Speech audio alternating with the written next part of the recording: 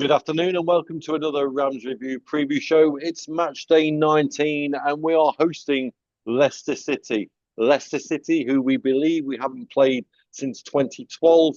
And to talk all Foxers and the trials and tribulations of what they're going through since the relegation from the Premiership is Brad Perkis from LTID TV, which stands for Leicester Till I Die Television. Brad, good afternoon, sir.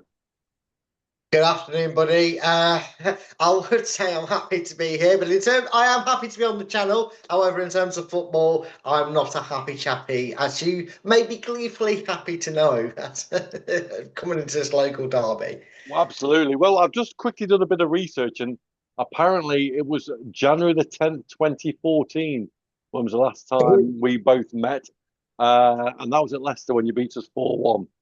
So 12, nearly 12 years on, we finally get to meet each other again, and it just shows you the different stories that both teams have taken. And Leicester obviously had the glory years of the tens, but let's sort of leave those behind and let's go to 2024, 2025, and the unfortunate relegation out of the Premier League. Brad, was this inevitable? Did you feel that this was coming? Yeah, about 4 games into deciding that, Steve Cooper wasn't the right man for the job. And about 4 games into what we as Leicester fans call the official Ruud van Nistelrooy reign, because if you go off his time in Leicester in them first 4 games, we beat West Ham, we beat Bristol. We didn't beat Bristol. We drew with Brighton. And we always say that like cliche is new manager bounce, and that's really all it was, because the lads had a bit of a freedom, they played with a bit of flair, and then it was like wait and see what happened. Well, 15 winless games later, and the thing is, you didn't just get a look at Leicester going down. You got a glaring glimpse into just how bad things are, because for Derby fans that may not know this, with our owners, we sacked managers quickly before it was cool. Before Watford did it. We had a very turbulent period where we ended up in League One, which, if we're not careful, history's going to repeat itself, where we had, I think, 4 managers in one season. And I feel that had the financial restraints, had the FFP charges, had everything not been a thing, like they were back then for Leicester to contend with, Ruud van Nistelrooy would not have still been a Premier League manager coming to the end of the season. It was an absolute farce of a season. And I know hindsight's a wonderful thing, but if you could have asked Leicester fans to have done a Leeds and bottled the top 2 the season before and spent another year in the Championship to then go up for this season, I think we would take that, because what proceeded to happen last season was an absolute farce. It was just it was unprecedented of Leicester. I was quite surprised, to be fair, when Nistelrooy was given the job, because he had no experience really to handle any kind of English football pressure. Yes, he's a legend up in the game as a player, but I think it's a different gravy when you become a manager into a situation that's nigh on impossible to get out of, and you can see why people then go to the likes of Allardyce and Warnock, etc., who have got this history of just managing to do what they need to do to get out of shit, shall we say. Moving on from there, you unfortunately joined us back in the Championship, and we scraped survival last year. And thank God we had, because I didn't want to go back into the depths of League One. Well, you mentioned League One there as a potential next step backwards with Leicester. You're currently 16th, 24 points, played 18, won 6, drawn 6, lost 6 with a -1 goal difference. Not exactly the expected start for Leicester City from fans looking from the outside in. No, and even with the most tempered expectations, I think that Leicester fans were perceiving this period, and it may still well turn out to be this, but we're more perceiving this as the period of the deadwood was going. We were leaving these charges in the past. We knew I know we're going to talk about them briefly in a bit. We knew there was this hurdle left in front of us, which we still haven't yet been faced fully with the outcome for. But Leicester fans maybe perceive this as a season of, okay, we're going back in time a little bit. It's going to be 3, 4 seasons in a championship, but we'll put all the past mistakes made by the ownership, made by, bad signings and huge wages in the championship and all that behind us, and we'll finish 10th, 8th sort of area. Now, with, and you're probably going to ask that as the next question, so I'll just leave it there. With anything else that could potentially happen, League One is a real worry and possibility. It might be a small flame at the moment, but it has a chance to engulf the entirety of Leicester in that sense if things don't improve drastically. And not just because it's a derby game against Derby. I love saying that, a derby against Derby, but not just because it's a Midlands derby. Time's running out. In a blink of an eye, we'll be in January and we'll have played another 10 games. And if we're still down in 16th, it could get worse for us. And that's the worry. It's an interesting story because not a lot of people know the background of it, and I've sort of done a little bit of research, and there's a lot of tale telling and finger pointing and blame being pointed all over the place. Fundamentally, I'm reading that potentially the point deduction could be anything from 6 to 12. Where do you see it, Brad, is probably lying? Do you think it will be that severe? Well, see, the thing is, this happened last year. Outsiders, and even to a degree, Leicester fans, it was 12 points, it was 10 points, it was the most points ever, then it was 3 points, then it was 0 points.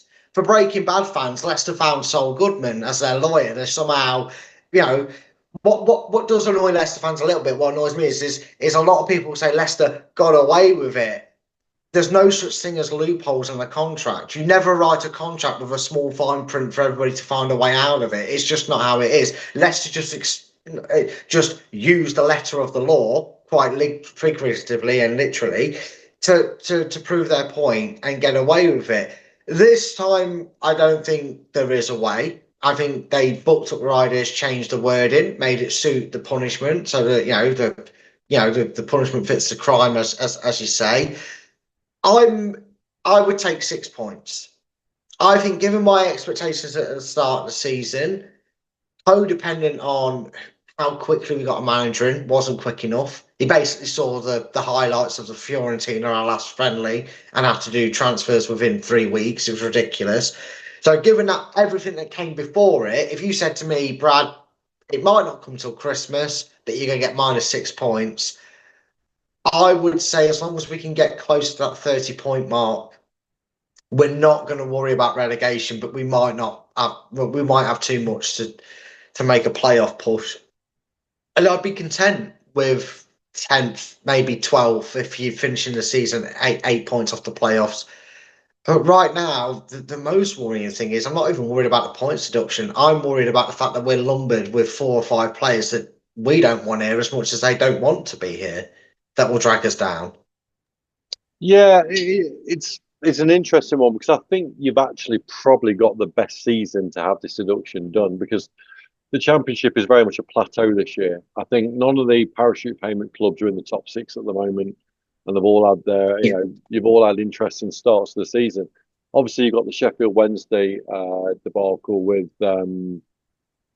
their deduction, and they've just received further points deduction, so they're gone. So there's only 2 slots really to fill. And I think that if you can get to 30 by December, I think take the deduction, then I think you'll be fine. I think there's 2 worse clubs in the division than yourself. I can mention. We'll come to that question at the end of the chat. Do you think that Leicester will be pillaged in January by the Premier League? Do you think there'll be inevitably players leave just to sort of balance any more books that need balancing, or do you think that parachute payments will get you through? Well, first of all, parachute payments don't come until the next part of the season, I believe. I don't. I think I could be wrong. You may know the structure better than I don't know if the parachute payments don't kick until the initial second season of it, because you take Premier League money we had our Premier League money paid out to us this season. So I guess you could say that's like a bonus parachute payment as well, but the parachute payments don't come until next season. However, I don't think it'd be a pillaging. I think we'd be trying to flog it away in a Black Friday sale. And then a January New Year sale, trying to get rid of some of the players, and some of them you might be surprised with the name of them, like Harry Winks, but he's been absolutely flogging it this season. Where his mentor is, I'll put in some effort, 60%, 80%, 40%. I haven't decided, but the second they score and go 1-0 down, I'll just turn it into a bag of turgid dross. And the quicker January rolls around, and whether we have to do a Man United and can't get rid of him permanently because of his high wage. We have to loan him out, whatever it is. The Rashford situation, how they've handled it. I'm not putting Harry Winks and Rashford in the same bracket of talent, obviously, but I'm talking we're paying him a ridiculous wage for the division he's in. You're not going to get rid of him until his contract runs out. We need to get rid of these players. And we've got the youth ready to promote. And I think that's the next step. Marty gives it all this about youth, this, youth, that. And I know we've had an injury to Ben Nelson, which stopped his run in the team. Hopefully he's back for Saturday. But January's got to be the final scrub down in terms of the club itself, in terms of at least the players on the pitch, to the best that Marty and the club can. Even if, like I said, it's via loans, we get rid of players out of the club because painting over mould, the mould's still there. You've got to scrub it out. You've got to get it out of the walls, haven't you?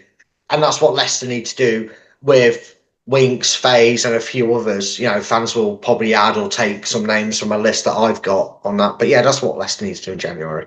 Yeah, Mr. Winks is one of those enigmas, isn't he? He's played 11 times for England, and you just do not know how that's happened, because he's one of those players that I've always found flatters to deceive, but just seems to be in the right place at the right time to get certain big moves. And I think it will benefit everybody at Leicester City if he gently gets pushed out your door in January. But we'll leave Harry to one side and we'll talk about Martí Cifuentes Corvillo, his full name. QPR for 2 years, did okay, didn't really raise the roof as such. He had a good run, as all teams do. We've just had John Eustace win 6 and 8, but gets him a huge move to Leicester City, a Premier League champion of of the last decade, and all of a sudden this unknown is at the helm, and you go from one extreme of Ruud van Nistelrooy to another extreme of a guy that hasn't really proven himself at all in English football. Sort of let us Derby fans know where his name came from and why he was the choice made by Leicester. Was it desperate, as you said prior? Was it last minute? Oh, he's 7th on the list, or was he always one that was on the top of the list, or at the end of the list, just waiting to come through the door? Because when I saw this appointment, I thought this is a backward step for Leicester. I just don't see what the fit is. Yeah. To answer your question about was he on the list, I had to look him up. He wasn't even on the list for me. I didn't even know who he was. I'll be perfectly honest with you. People might say, "Oh, well, that's because you've not really been in the Championship." I know a fair few of the Championship managers. I would say we were being maybe the optimistic fan had Sean Dyche on that list. Had a few other names on that list. I think realistically, a guy who was actually apparently genuinely interested in the job until he went back to his ex-girlfriend, i.e., Chris Wilder, as I'm on about then. He would have been my ideal replacement because again, he's a guy who knows the division, he knows what to do, he can turn fortunes. He's already gone back to Sheffield United to go, okay, let me do it again. Let me build you a squad so I can book it. It feels like he's going through that cycle at the moment. But I'd have been happy with Chris Wilder. Honest reason why we took Cifuentes, he was cheap. He paid out of his own pocket. He was the cheapest option going.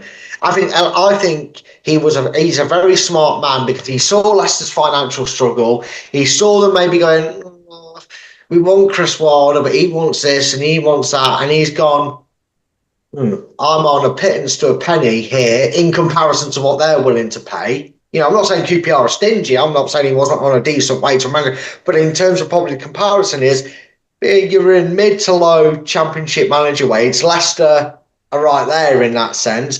And I think Martí Cifuentes, the only genius movie I feel like he's made since he came here is, hey, yeah, I will pay for my release. I don't mind because I'll get it back within a month at Leicester on their wages. Thanks very much. And I think that's exactly why Leicester's eyes lit up and went, oh, he's showing ambition. And he's gone, yeah, ambition, ambition.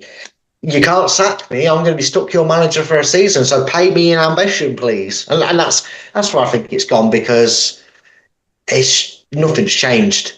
You know, I don't know if have you ever seen the show The Office, the American version? Yeah.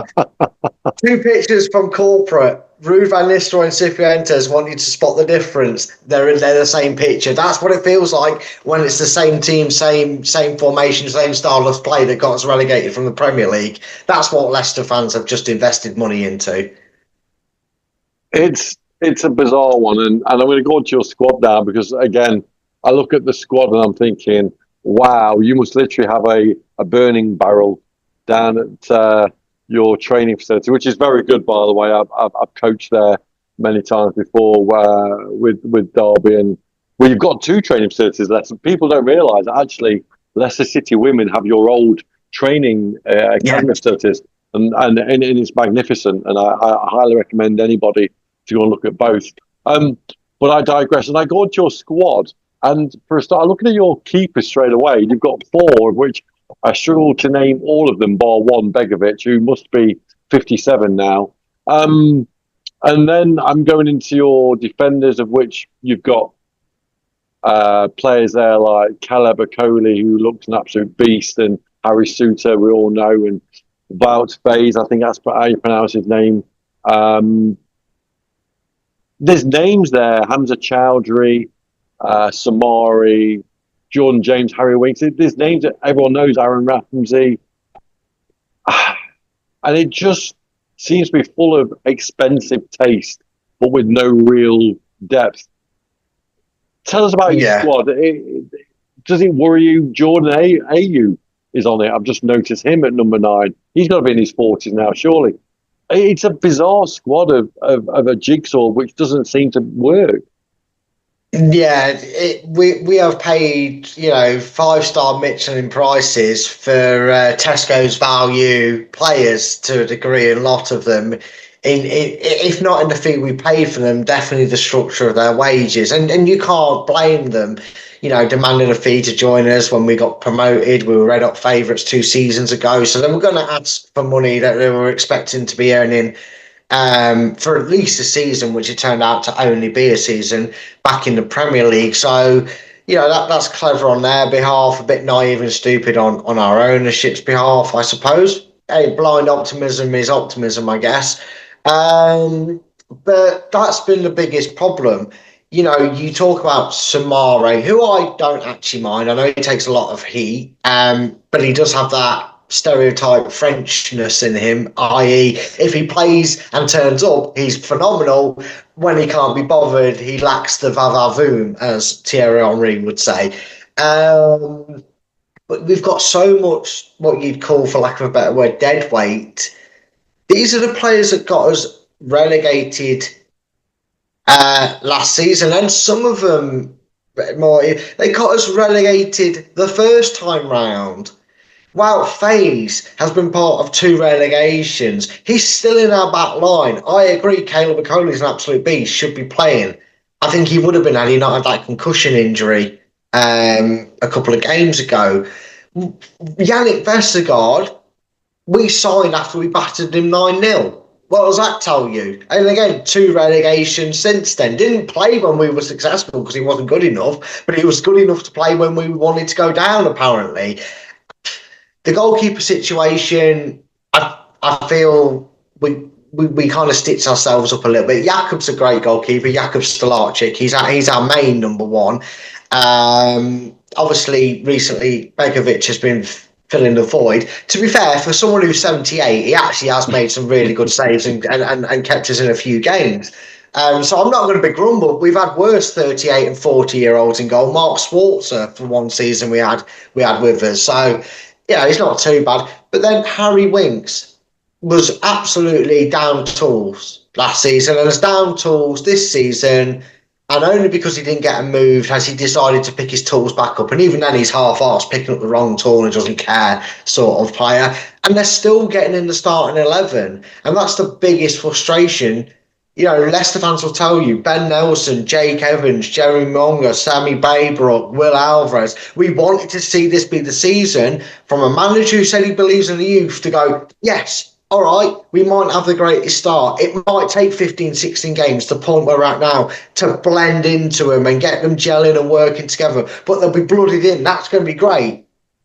Monga's had a start here, a sub appearance there, and he's finally, after giving it all that about Ben Nelson, played him.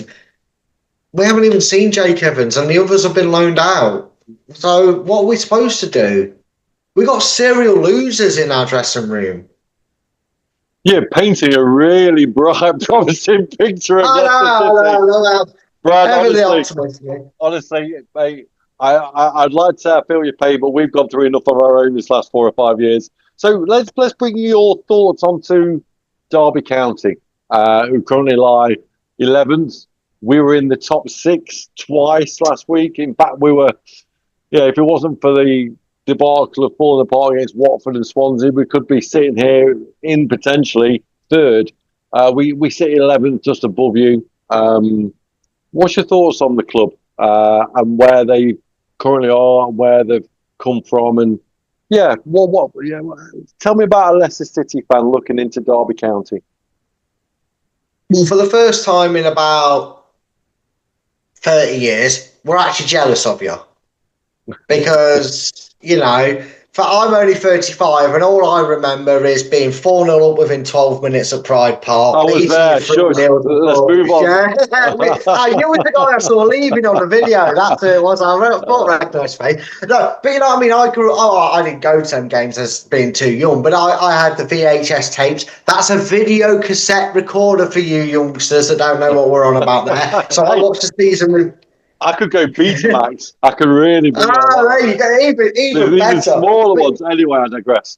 Yeah, but I grew up watching them season reviews religiously. I will add. So for the first time in a long time in our history, I'm jealous of Derby because yes, you've been through the doldrums, but sometimes you have to get knocked down to the bottom of the barrel to find the strength to build yourself back up. And it's taken a while, and it's taken you guys to have a lot of patience, and it's probably taken a lot of frustrating evenings at away games where you go into, just crammed into a wooden stadium and you've had to watch some dross football over it.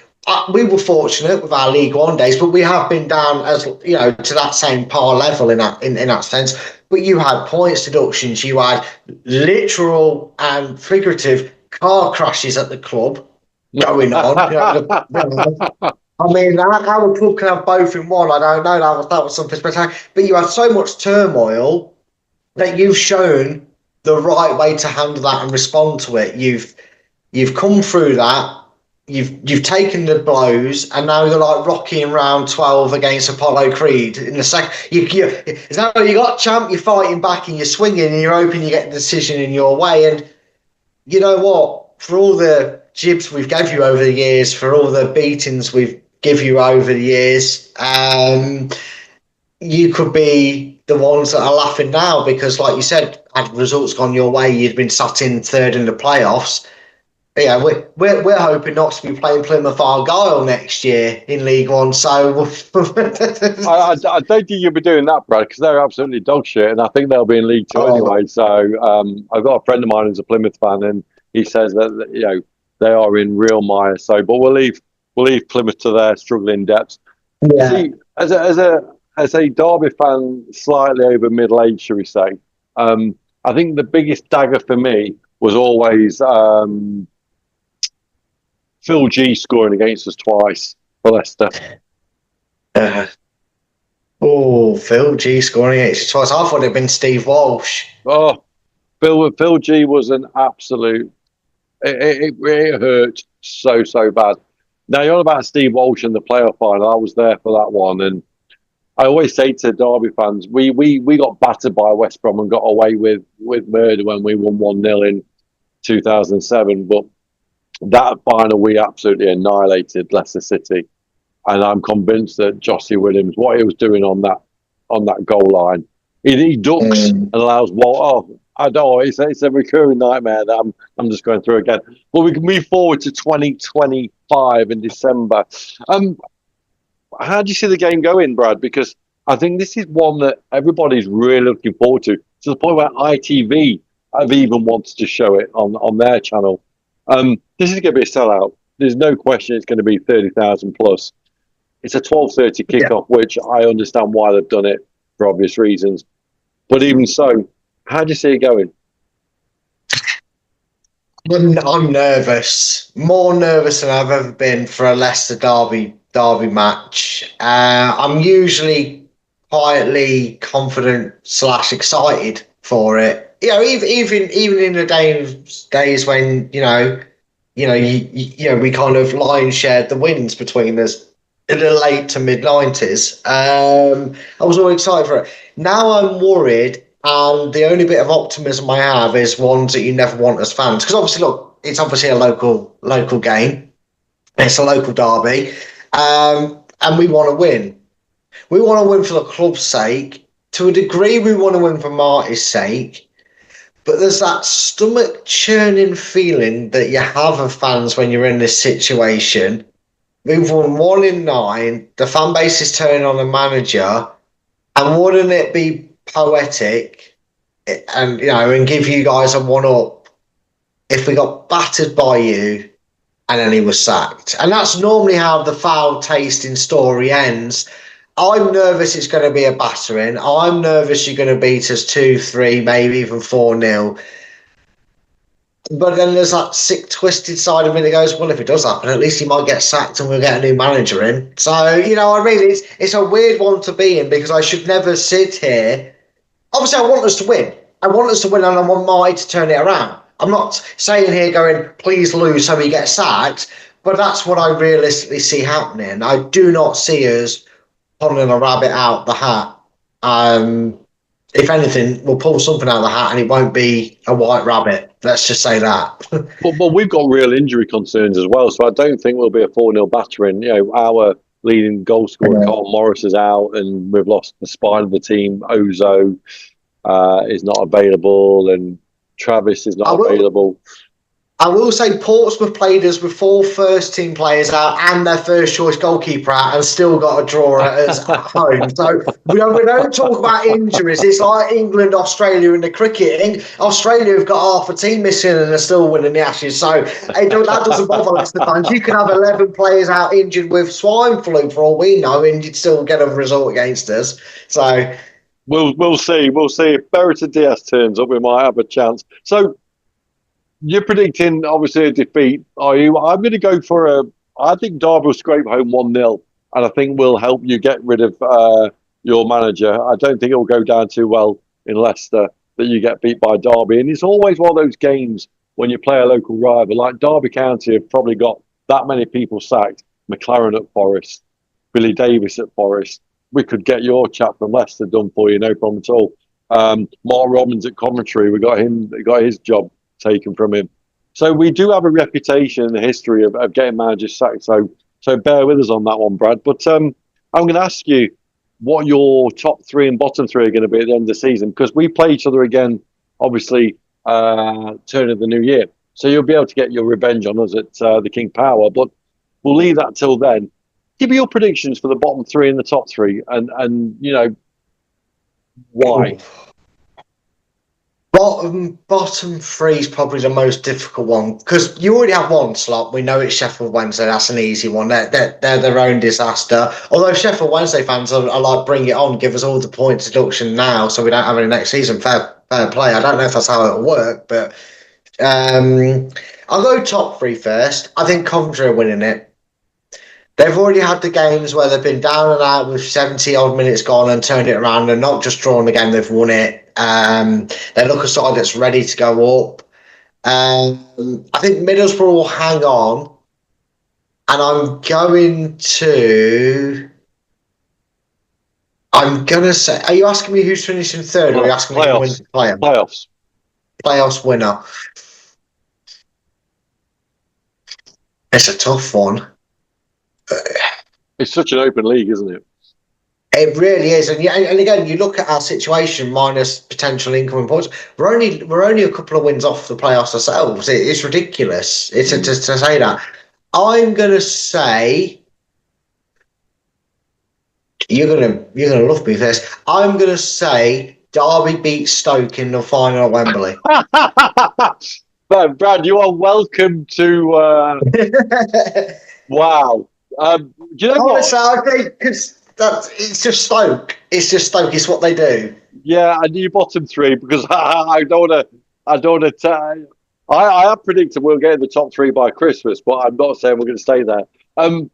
Who's going down with Chef Wednesday? I've got a feeling that it'll be Oxford, and I've got a feeling there's going to be a real surprise.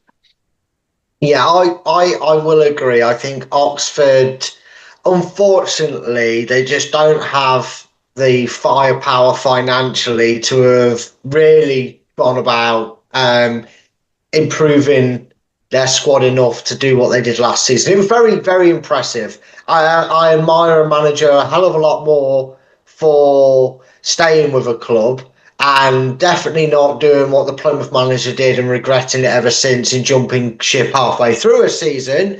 Mr. Schumacher, he stuck with them. I do think, unfortunately, it's too much for us to stay up this season. So we've got Sheffield Wednesday, we've got Oxford. My other one is. I'm trying to think who's down there right now, because I know we're down there, but it chops and changes so much with one result. Yeah. You got Norwich down there at the moment, and Sheffield United and Portsmouth. Charlton are free falling. You know what? I don't see Norwich recovering. I think if you're saying there's two teams worse than Leicester, I think it's in that surprise to see down there bracket. I think it's Norwich. They just cannot get going. No. You look at Sheffield United are at least starting to turn a corner. Ipswich have now rocketed up from their iffy start.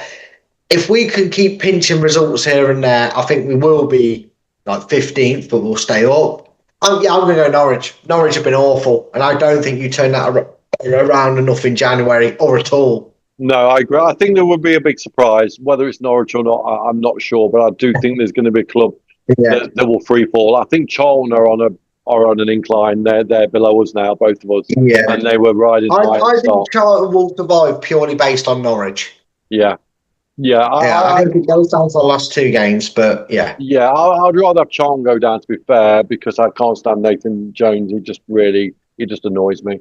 But he's one of those managers that you love or hate, and yeah, I agree. No, he's got what I call a punchable face. Yeah, absolutely. And every fan I've spoken to about him seems to have the same philosophy. Yeah. Brad, it's been a great chat, and I'll leave you to it because I've took far more of your important time. Where can people find your content? Because you're clearly a very knowledgeable chap of Leicester and extremely funny, and have a very open mindset of where Leicester are and where they're going. Where can they find more of this wonderful mindset of yours? Well, I'm very flattered by the compliment. Chris will be falling off his chair watching this back if he hears you call me a knowledgeable man and a funny person. But you can find me, as you said at the start of the podcast, on LTID TV, Leicester Till I Die TV. That's where you'll see me pop on. Chris is the host there. He's a lovely old man. You can follow me on Twitter. He says, trying to remember my Twitter handle. I call it Twitter. I know it's X, but I don't call it. I think it's at Full-Time Focus, he says, optimistically. If you really want to find me on Facebook, my first and last name, you can find me on Facebook. But I would give my other YouTube, but I don't use it, so I wouldn't bother with that one. So go and follow us on Leicester Till I Die TV, LTID TV. And then you'll see this ugly mug talk Leicester more and more if you really want to, and you'll see me cry tears when you beat us. Well, we'll add all the links to you and your podcast on our various social media platforms. Brad, all I can say is it's been an absolute pleasure.